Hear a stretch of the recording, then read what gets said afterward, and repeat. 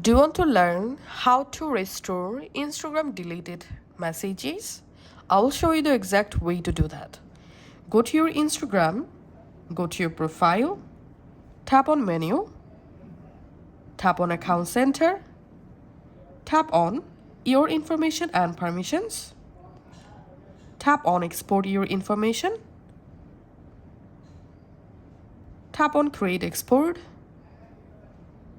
select your Instagram account, select export to device. Here, tap on customize information, clear all, and you have to select only messages. Tap on save, tap on date range, select the date range to recover your deleted message. I'm selecting all time and tap on notify and select here your email address.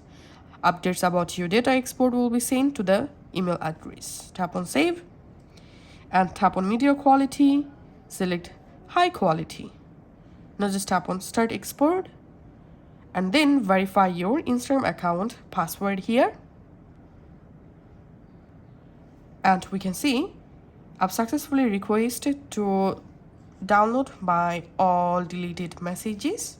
It may take some hours to get the download file in this option. You can just come to after 3 or 5 hours, or you can just check your email address to get the download file email notification. So just tap on download and download the file. Thanks for watching.